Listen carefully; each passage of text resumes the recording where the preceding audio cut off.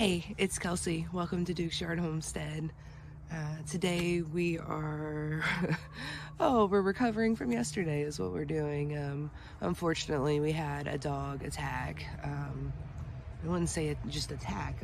They got into one of our coops and took out 6 of our hens, which are our blue and green egg layers. And so today and the next couple of days, leading into the next couple of weeks, we're going to be doing some reinforcements on that coop, adding in some wood supports.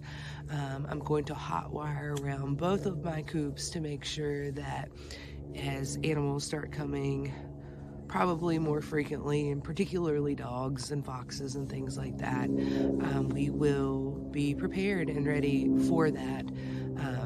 We have had our coops for almost 3 years now, and we have not had a predator break through our coops. Most of our attacks have been when the hens were out or a couple didn't go back in at night. I also had some issues with one of my chicken tractors, but this is the first time something has actually got inside one of our coops, minus a snake, and has caused issues with that, and a full-blown massacre. That's what I'm calling it. So I'm going to make some changes to the coop that got annihilated and try to figure out really what's going to be the best option moving forward. I'm looking at some electrical options as well to put around both coops. I did not lose any of my brown egg layers, so we'll still have eggs for sale as the girls will allow. They're kind of union striking right now with the cold, but yeah, we're going to work on that today, so I'll show you some videos of that and what I'm going to do to kind of refortify that coop. And we're also going to work on some yard work. I still haven't pulled out the garden. There's a lot of things that need to be caught up with around the homestead, on top of, really securing this coop and getting ready. I want to give a big shout out to the Edgecombe County Sheriff's Office and the Edgecombe County Animal Control Office. They came out and helped, from taking the dispatch of that there was a dog in my chicken coop and had murdered 6 of my hens, to coming out within 15-20 minutes of me calling and getting the dog out of the coop and into the truck and gone. And they were a big help, so that was extremely comforting, knowing that if something like this happens, especially if the animal is trapped, that Edgecombe County Animal Control is going to be out here and they're going to help and do what they can to make the situation a little bit better. So I thank you big time for coming out and dealing with me and my hen issue. So today, like I said, we're gonna work on this coop. We're gonna get some yard work done. We're gonna pull out the garden. We're gonna take a couple looks at the back lot, get a game plan together. And it's a little cold, so I got my hat on and rocking my App State hoodie. If you didn't know, I went to school at App State, and yay Mountaineers. And yeah, so again, welcome to Duke's Yard Homestead, and we're gonna get to work on this coop. One of the things that I did on the coop behind me, which I call the till coop, is between the fence and the metal on the back sides, there is a brace that kind of sandwiches the metal and the fence together. And I had not done that on my purple coop, which is the coop that had the accident yesterday. So I'm going to go in and measure all the spots for that bracing in that coop today, until I can go. I have a lot of wood laying around, so I'm hoping I'm going to be able to use what I have here. And if I can't, I'm going to go to Lowe's and I'm going to get some wood to brace that. And I'll show you what I mean in just a second about the inside of this till coop. And that has really helped, so that way animals can't squeeze between there. And that's one of the places where I've gotten lax with the homestead and with my coops, is I didn't ever finish doing everything that I did to my first coop, to my second coop, and that's on me. And sometimes that's how it is whether you're in 100 acres or half an acre. When you have livestock and hens, you are going to experience loss, and a lot of times that's due to things that you didn't do or your own fault. For not predator proofing appropriately, or making sure all your T's and I's are crossed and dotted. So that's one of the things that we'll be working on here at the homestead is getting that back up. I also do not have a fence around my property. I just have my hens and their runs, and they are, secured in there. Most of the time, unless I'm in the yard. Sometimes I'll let them out to free range. When I'm here working in the yard, they're really good about coming to treats. And they're really good about staying in the yard and on my property too. I've never had any issues with them running away and not coming back or getting in the neighbor's yards, things like that. It's just, I don't want to do that. But I'm also going to look into what I can do to put up a fence around part of the property, if not all the property, within the coming months. I'm going to price that out, measure it out, and do things a little bit differently. I think it's time to get a fence up.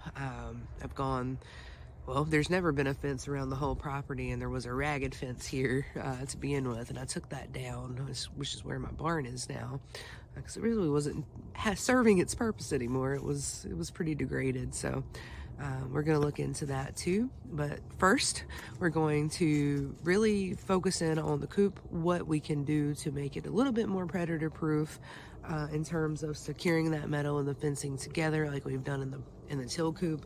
And then also just reevaluating them. I may add in some more hardware cloth. I'm going to have to redo the top. I put bird netting across the tops of both of my coops. It keeps leaves out, it's caught snakes, it keeps wild birds out, squirrels, that sort of thing, and don't want to deal with wild birds in my chicken coop. We've had issues with AI and influenza flu. I'm gonna have to edit that one. So yeah, there is bird netting over all the coops, and I took that all down yesterday. I also took my shade cell down in the purple coop yesterday, so it'll make it a little bit easier for working in there. And so yeah, we've already done that. I've already cleaned out the interior of the coop. I've got all the shavings out. I do a deep litter method for both of the coops, and so I got that cleaned out yesterday, and I have that composting. I compost right in my runs for now. Eventually I will change up that setup, but that's worked for me for the last 3 years, and I cannot wait to get some of it out actually to put into the garden beds. We're not going to do that today, but we will get there eventually. So yeah, I'm going to show you what I'm going to do to the coop, the purple coop.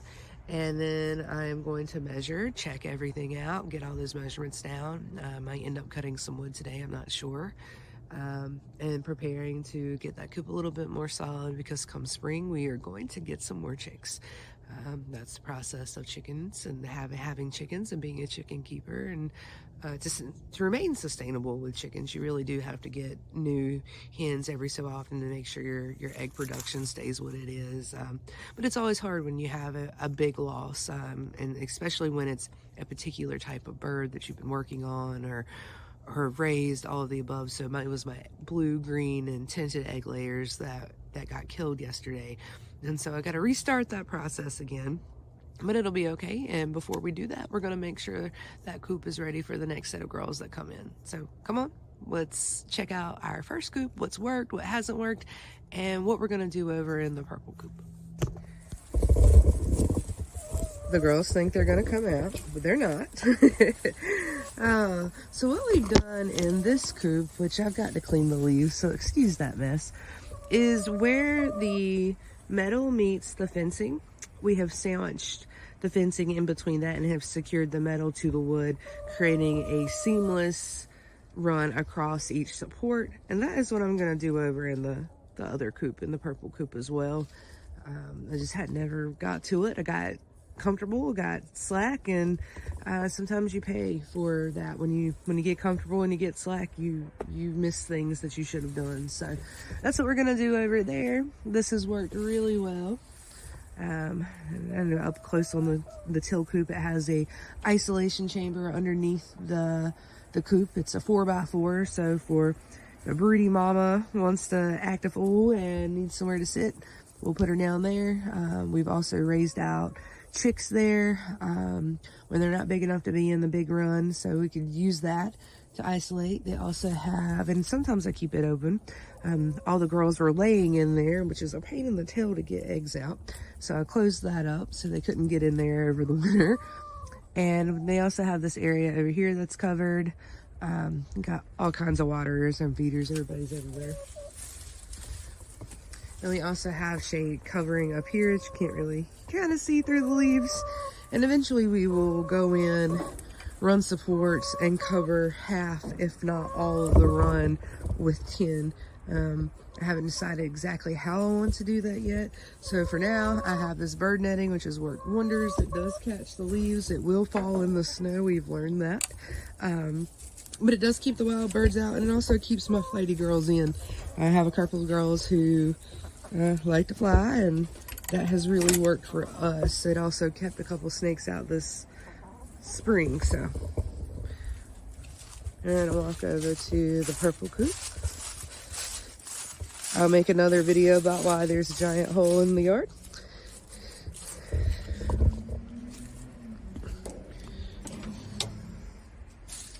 And I don't know, you know, in the other videos and photos, you can see the boat. And the boat is the one thing that has not moved around the property as I've cleaned and built and cleared. The boat has been in the same place. So as you see the photos and videos of the boat, that's a reference. It has not moved since I got here. And I have absolutely no idea where it came from, whose it is, etc. But it's there and it's a part of our landscape. All right, so we are in the purple coop. You can see where I'm composting, and I've got all the shavings out from the inside. I got some more vines to take down. Well, what we're gonna do is we're gonna measure each piece to each fence post. And then we'll come in and we'll put supports in between those to sandwich that fence and the wood. Or the wood and the metal together, because I do believe that this is how the dog got in right here. I can show it to you. So you can push it out and got right in. So we're gonna fix that. It might take me a couple days, but we're gonna get that handled.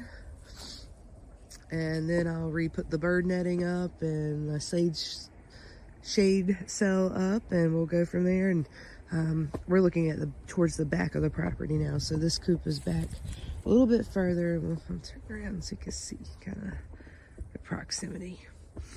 And I still got to get the garden out. I've really slacked with things. So I'm going to measure the supports and then check out what wood I have around the property and see if we can work on it, get some of it up and done. And if not, at least we have the measurements and can go from there.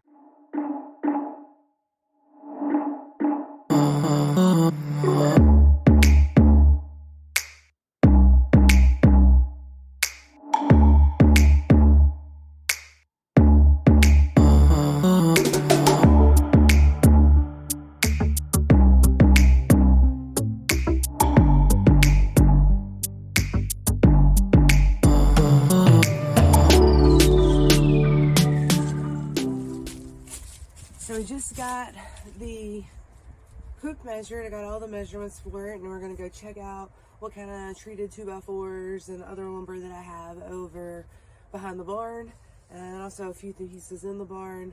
We're gonna check out what kind of screws we got. We're gonna use 2 different kinds of screws. A little bit longer to insert the sides in to make sure they're there, and then we'll use some self-tapping metal screws to attach in the centers to hold that metal into the wood, and we'll capture that process as we go along. So I'm gonna go check out what wood we need. All right, so we got the coop measured, and then some folks stopped by and wanted to help with the front yard, getting some leaves and limbs picked up. So that's what we've been doing. I did have a chance to check out to see what kind of wood I have, and I do have all the wood to get the supports ready to install on the coop. And so that's probably where I'm gonna get today with reinforcing the chicken coop. You know, I'm not really in a huge hurry. I won't have new chicks or grow outs for that coop until spring, so it's not like it has to be done today. But we were able to get some other yard work done, and if I have time, I will go ahead and cut those supports so that way in the next few days I can get those added in. And we're gonna keep working on a few things around the homestead.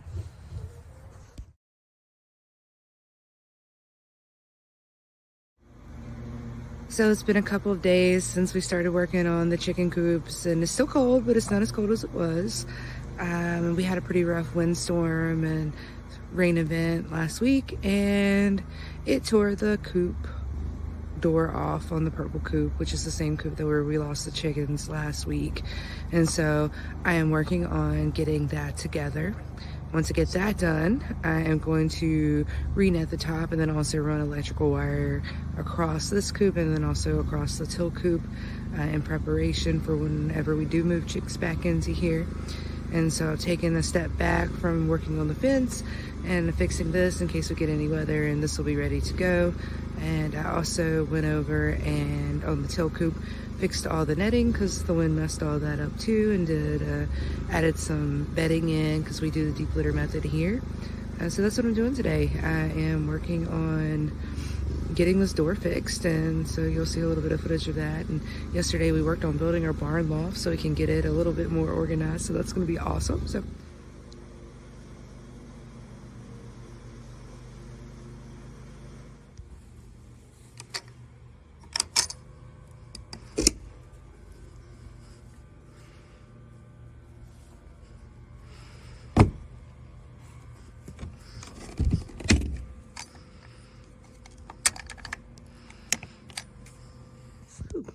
it's still a little cold, so we got the chicken door fixed and their coop door fixed, and now we're gonna work on organizing the barn some more.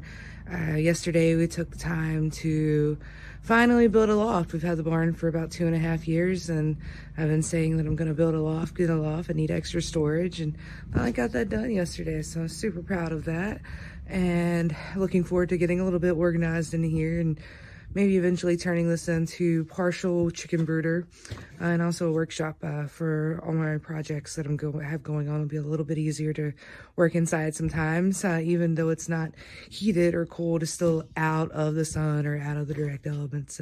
I'm really looking forward to being able to have this extra space. So I'm gonna work on organizing this now that I've gotten the door back on, and the ladies, they have fresh hay in their coops or pine shavings in their coops. In the coop one, I'm still working on the plural. I only have one coop now.